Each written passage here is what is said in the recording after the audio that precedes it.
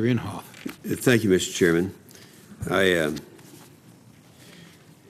think when we talked about the force structure in EUCOM being reduced, and if you go back from, it's my understanding, for the 1990s, that reduction's gone up as high as 75%, even before the more current reductions. And you've answered the question in terms of meeting the contingencies there, but I didn't hear anything from General Ham in terms of this reduction. In the fact that we need a rapid response sometimes to things that are happening in Africa that you and I have talked about. Do you see that, how is this impeding you looking down the road? Senator, I think we'll be okay. The air and maritime forces that have been forward stationed in Europe were absolutely essential to operations in Libya. Those forces will largely remain in Europe, and I think we'll be in good shape. The special forces that are stationed in Europe are going to be enhanced in the future with some special operations aviation that will, I think, again, give us increased capability. And the Army, one of the Army brigades that's retained is the Airborne Brigade based in Italy. That's the most likely Army force that we would require in a contingency. So I'm pretty satisfied, Senator. The Vincenza? Yes, sir. Yes. Yeah. And then lastly, sir, as Admiral Stavridis laid out in Europe, where there will be a rotational presence, we're actually very fortunate that the very first of what are called regionally aligned brigades or regionally aligned forces will come to U.S. Army Africa, our Army component, in fiscal year 13. We think that's a very good initiative. It gives some predictability and will enhance our ability to, not only to respond to emergent contingencies, but more importantly to continue exercises and partnership activities on a predictable basis on the continent. Yeah. Well, something he said reminded me, perhaps asking you, Admiral, I was pretty much involved in Vincenza back when we had to use them to overfly Turkey.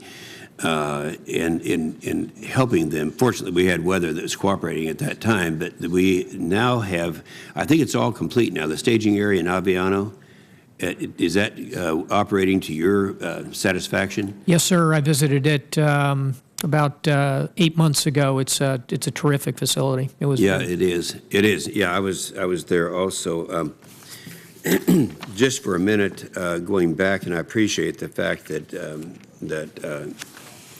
Senator Lieberman was asking questions about the LRA.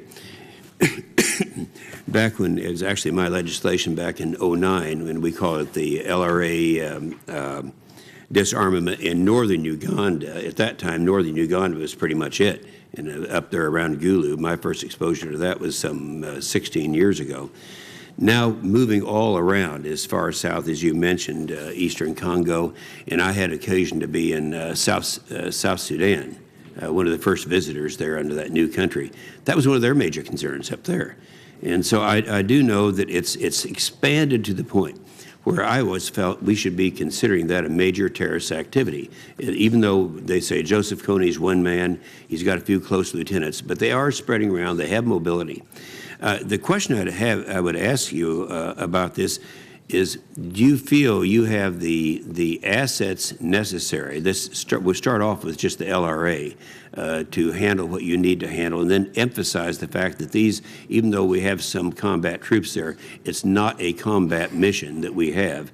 There's been a lot of criticism that people thought that it was. Would you elaborate on that? Senator, I'd be glad to. First of all, with regard to the role of the forces, we are a train, advise, and assist role. We are not those who are out on operational missions.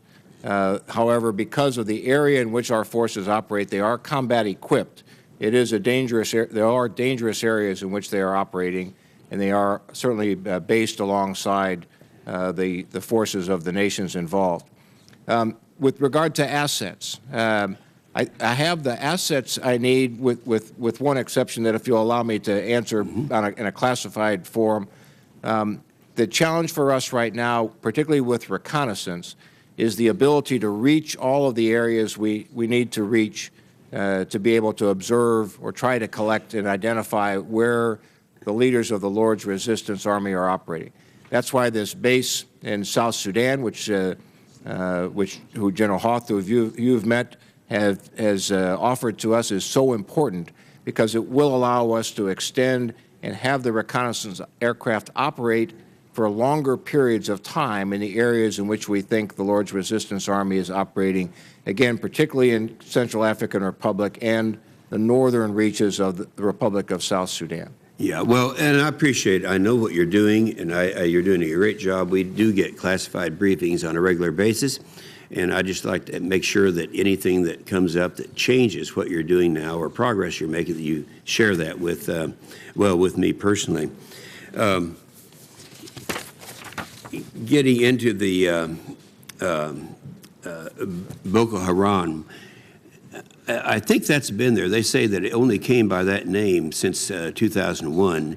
However, I can remember being actually with Sonia Basha as long ago as 16 years ago. And while it wasn't called that at the time, it was the genesis of what has become Boko Haram. I just would ask if you think that the capability of the Nigerian forces, how would you assess them and their capability of handling that? Because I consider that to be a major problem in that part of Africa. Sir, we have been engaged with the Nigerians to seek opportunities if they'd like us to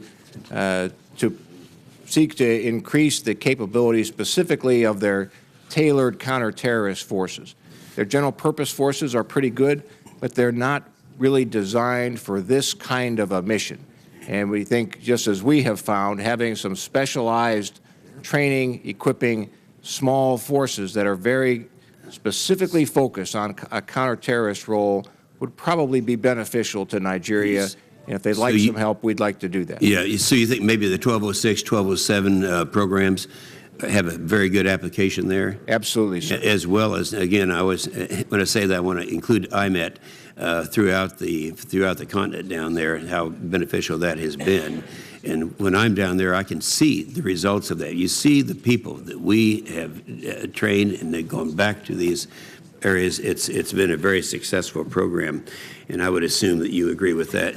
If I could just say a word on 1206. In the EUCOM dimension, we use that to prepare our allies to go forward into Afghanistan with us, and it absolutely underpins the contribution of 40,000 European troops. So 1206 has been a terrific initiative from a EUCOM perspective as well, sir.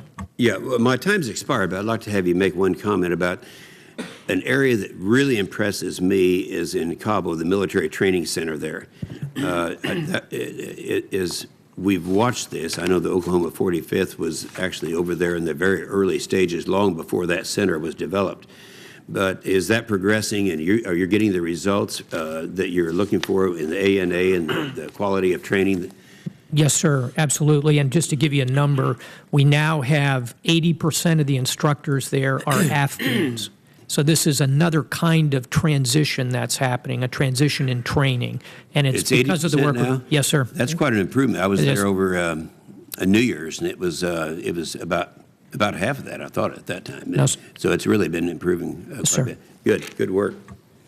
And let me also get on record and say the same thing that the other senators have said about your service, about our personal relationship, and how much you'll be missed. Thank you. Thank you, Senator.